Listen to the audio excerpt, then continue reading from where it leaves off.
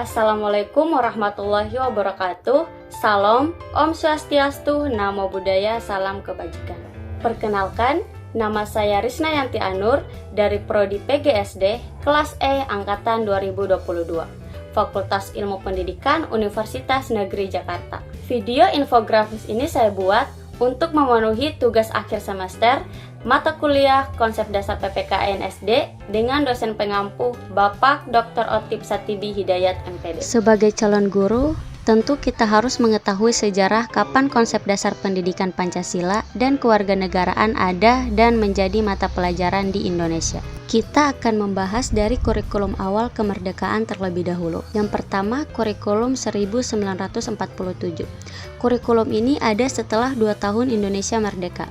Kurikulum ini bernama Rencana Pelajaran 1947. Pada kurikulum ini, pendidikan yang diajarkan lebih menekankan pada pembentukan karakter manusia Indonesia merdeka, berdaulat, dan sejajar dengan bangsa lain. Pembentukan karakter Indonesia merdeka adalah bukti bahwa PPKN sudah dimulai konsep dasarnya melalui kurikulum 1947. Kemudian, pada fokus rencana pelajaran 1947 tidak menekankan pendidikan pikiran, artinya tidak dominan pada kognitif atau pengetahuan, melainkan hanya pendidikan watak, kesadaran bernegara dan bermasyarakat. Karena pada awal kemerdekaan, anak bangsa tidak paham tentang bagaimana mereka harus berkewajiban dan mempunyai hak terhadap bangsa dan negaranya. Selanjutnya, kurikulum 1964.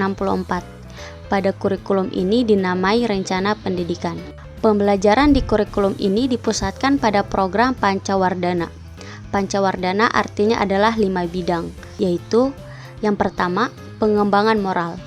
Pendidikan moral menjadi pendidikan yang diprioritaskan sejak kurikulum awal kemerdekaan.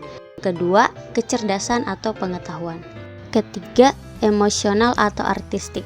Keempat, keprigelan atau keterampilan. Dan kelima, jasmani. Program Pancawardhana ini ternyata sama dengan program dari sekolah penggerak yang pada saat ini dipopulerkan oleh Menteri Pendidikan, yaitu Bapak Nadiem Makarim. Jadi, sekolah penggerak bukanlah sebuah barang baru, karena pada kurikulum sebelumnya sudah ditetapkan bahkan skala prioritasnya adalah pengembangan moral. Dari sini, kita dapat mengetahui bahwa konsep dasar PPKN sudah ada pada kurikulum 1964. Berikutnya, kurikulum 1968. Pada kurikulum ini juga terdapat kedudukan konsep dasar PPKN SD yang sudah diamanahkan oleh kurikulum-kurikulum sebelumnya. Kemudian kurikulum 1984. Pada kurikulum ini menguatkan adanya posisi siswa ditempatkan sebagai subjek belajar. Jika dikatakan sebagai subjek, maka peserta didik yang menentukan belajar. Artinya, dia merdeka dalam belajar. Ketika berbicara merdeka belajar, berarti memberikan kebebasan kepada peserta didik. Hal ini membuktikan lagi bahwa merdeka belajar yang diserukan oleh Menteri Pendidikan bukanlah hal yang baru. Dari hal tersebut, Ki Hajar Dewantara menyimpulkan bahwa arti pendidikan adalah daya upaya untuk memajukan bertumbuhnya budi pekerti.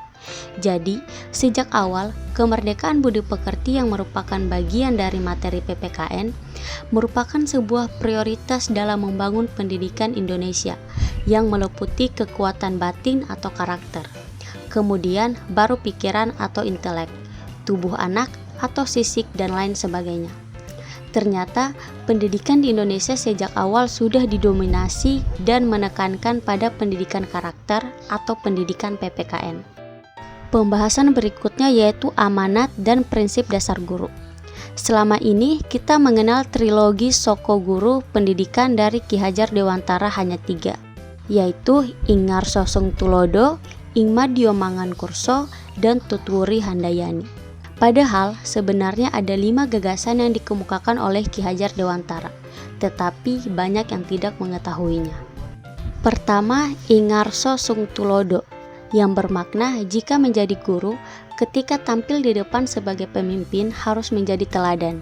Konsep dasar PPKN yang terdapat di semboyan ini ialah sebelum mengajar maka harus bermoral dan menjadi teladan.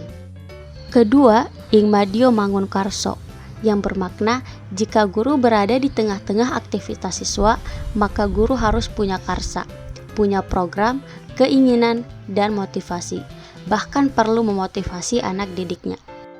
Ketiga, tutwuri handayani, yang bermakna ketika guru berada di belakang anak yang sedang dididiknya, maka guru harus mendukung, mendorong, dan membantu apapun yang digagas supaya anak berani tampil. Keempat, dohparan kirim dungo, yang bermakna selain menjadi teladan, membangun motivasi serta mendukung gagasan anak, guru juga harus mendoakan para peserta didiknya setiap saat. Kelima, tankaton hamumuji, yang bermakna jika seorang guru sudah meninggal, maka usahakan meninggal dalam kondisi atau dalam status orang yang terpuji. Jadi, tidak boleh meninggalkan cacat, luka, aib, dan lain sebagainya. Berarti ini masalah konsep dasar PPKN untuk sang guru yang harus bersifat serta bersikap terpuji. Yang keenam atau yang terakhir, ditambahkan oleh Profesor Raka Joni dari Universitas Pendidikan Ganesha. Pada tahun 2005, beliau menambahkan gagasan keenam dari Ki Hajar Dewantara, yaitu guru harus waspodo purbo waseso. Artinya, guru harus selalu waspada ketika menggunakan kewenangannya. Hal ini juga terkait dengan pendidikan karakter. Dari semua pembahasan sebelumnya, ternyata persyaratan menjadi guru apabila ingin mengajarkan PPKN yang baik dan benar dimulai dari gurunya yang harus bermoral. Konsep dasarnya sudah diajarkan oleh Ki Hajar Dewantara. Penanaman konsep dasar PPKN pada level PAUD dan SD, attitude-nya jauh lebih besar daripada SMP maupun SMA, bahkan perguruan tinggi. Ketika mengajarkan PPKN di SD, usahakan dengan program pembiasaan, lalu dipraktikkan dengan skill.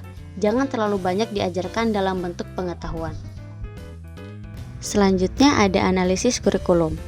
Berdasarkan hasil analisis kurikulum muatan materi PPKN SD kelas 6 semester 1 pada tema 5 dengan tema wirausaha, subtema 1 yaitu kerja keras berbuah kesuksesan, menunjukkan bahwa proses pembelajaran meliputi 4 domain yaitu spiritual, sosial, pengetahuan, dan keterampilan. Yang pertama ada domain spiritual. Pada subtema 1, tidak ditemukan kegiatan yang sesuai dengan domain spiritual, sehingga masih perlu ditambahkan materi pembelajaran. Pada subtema 1, seharusnya guru bisa memberikan video animasi. Setelah itu, siswa mencatat pesan moral dari animasi tersebut, dengan dukungan tipeknya berupa link video YouTube yang sudah tertera pada layar. Yang kedua, domain sosial. Pada domain sosial, bahan materi pokok untuk subtema 1 sudah sesuai, yaitu mendiskusikan keberagaman ekonomi di sekitar lingkungan, serta melakukan wawancara kepada pemilik usaha kecil, lalu menceritakan hasil wawancara tersebut. Selanjutnya ada domain pengetahuan. Pada domain pengetahuan, bahan materi pokok untuk subtema 1 sudah sesuai, yaitu mengidentifikasi contoh keberagaman wirausaha dalam kehidupan, menemukan keberagaman ekonomi atau usaha dari berbagai negara, dan sikap menghargai keberagaman ekonomi di sekitar. Dan yang terakhir ada domain keterampilan. Pada domain keterampilan, bahan materi pokok untuk subtema 1 sudah sesuai, yaitu siswa diminta untuk membuat peta pikiran dan membuat kemasan produk serta menampilkan kreasi usaha. Demikianlah hasil video infografis konsep dasar PPKN SD. Terima kasih untuk teman-teman yang sudah menyimak sampai dengan akhir. Wassalamualaikum warahmatullahi wabarakatuh.